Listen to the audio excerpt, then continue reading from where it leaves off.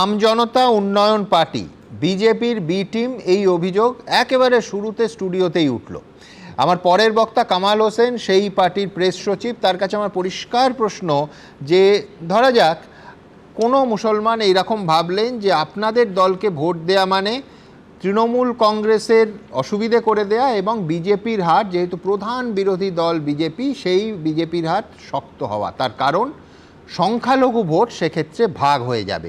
আমি বলছি যদি পরিসংখ্যান বলছে এর আগের সবকটা নির্বাচনে এবং উপনির্বাচনগুলোতেও সংখ্যালঘু ভোট ঢেলে পেয়েছে তৃণমূল কংগ্রেস, তাহলে তৃণমূল কংগ্রেসের সেই ভোট ব্যাংকে ভাঙন ধরাতে একজন সংখ্যালঘু মানুষ, একজন ভোটার চাইবেন কেন? কামাল হোসেন কি বলছেন?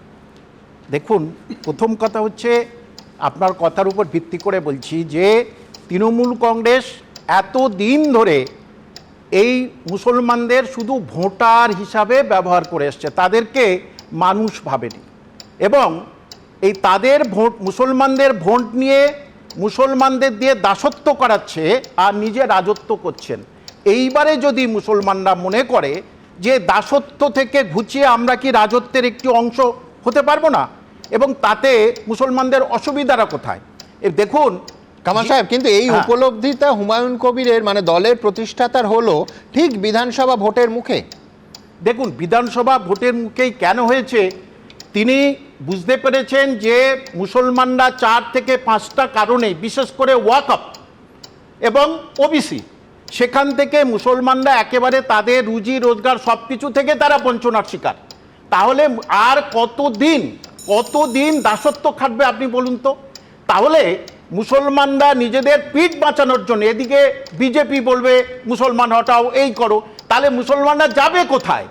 তাই তারা যদি নিজেদের পিঠ বাঁচানোর জন্যে, অস্তিত্ব রক্ষার জন্য যদি একজোট হয়, তাতে অসুবিধাটা কোথায়? আমরা তো হিন্দু বিদ্বেষী কোনো কথা বলছি না। মুসলমানরা একজোট হচ্ছে একটাই কারণে যে বিভিন্নভাবেই তারা বঞ্চনার শিকার হয়েছে। আর কতদিন মার খাবে? বোমা বন্দুকের গুলি কতদিন তাদেরকে দিয়ে তাদের দাসত্ব করাবে? এবং এই ভোট এখন শুরু হয়নি, তার আগে 2জন মুসলমান মারা গেল। তাহলে ভোটের পরে কি হবে? তাহলে মমতা ব্যানার্জি, মাননীয় মুখ্যমন্ত্রী, আপনি এটা জানেন না? দেখুন, মুসলমানদের চোখ আরো খুলে গেছে। এখন 60%-এর উপরে যে জায়গা আছে, কয়েকটা কনস্টিটুয়েন্সি, সে 60%-এর উপরে, সেখানে কিন্তু মুসলমান এর কোনো রকমের প্রার্থী দেননি। মুসলমানরা চুপ থাকবে কেন?